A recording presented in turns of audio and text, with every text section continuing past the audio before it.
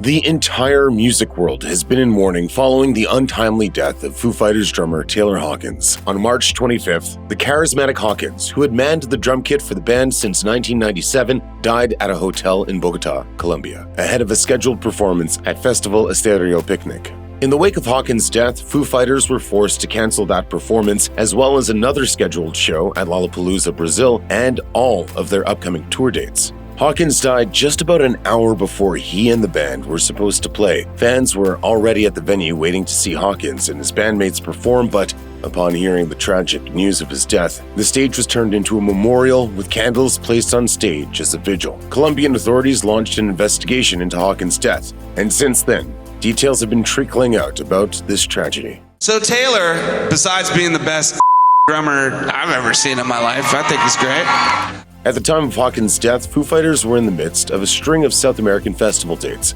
On March 20th, Hawkins played what would tragically prove to be his final show. It was a headlining set at Lollapalooza, Argentina. 2 days later, on March 22nd, Foo Fighters were in Paraguay for the Yasansonico Festival, but the show was canceled due to severe weather. A call was made to emergency responders on the evening of March 25th about a man suffering from chest pains. They were called to the band's hotel north of Bogota, and, upon arrival, attempts were made to administer CPR and resuscitate Hawkins. These efforts were unsuccessful, and the musician was pronounced dead. Hawkins' death came shortly before Foo Fighters were due on stage, and festival organizers announced to the crowd that the band would be unable to perform at the festival that night.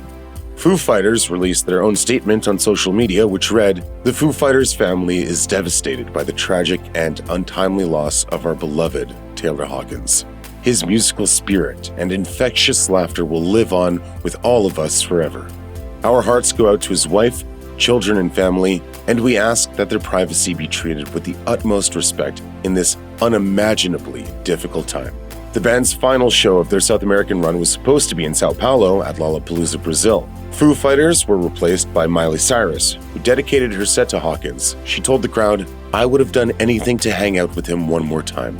Meanwhile, Queen drummer Roger Taylor, one of Hawkins' idols, posted on Instagram, "He was a kind, brilliant man and an inspirational mentor to my son Rufus, and the best friend one could ever have." Led Zeppelin guitarist Jimmy Page also posted a memorial photo of him and Hawkins on Instagram. He wrote, "It was so good to play with him. I really admired him, and he was a brilliant musician. His technique, his energy, and spirited enthusiasm. On this sad day, I would like to send my condolences to his family, his band members in the Foos, and his fans." Colombian officials immediately launched an investigation into Hawkins' cause of death. The first piece of information that came out about Hawkins' death was from a preliminary toxicology report obtained from a urine sample. The test revealed that Hawkins' sample tested positive for 10 substances that included tricyclic antidepressants, benzodiazepines, opioids, and THC, a compound found in marijuana. Hawkins' battles with substance abuse has been well documented, and an overdose while on tour in 2001 had left him in a coma. In 2019, he told Kerrang!, "I was partying in London one night and I mistakenly did something and it changed everything. I believed the bullshit myth of live hard and fast, die young. I'm not here to preach about not doing drugs because I loved doing drugs, but I just got out of control for a while, and it almost got me." As the investigation progressed, forensic investigators performing Hawkins' autopsy discovered that the musician's heart was around twice the size of heart typically found in a man his age. It was also reported that Hawkins suffered a cardiac collapse brought on by consuming an array of substances, including heroin, antidepressants, and benzodiazepines. Some of the earlier reports alleged that a police officer who arrived on the scene noted a white powder that was described as cocaine-like. However, nothing to that effect appeared anywhere in the Attorney General's statement released after the autopsy.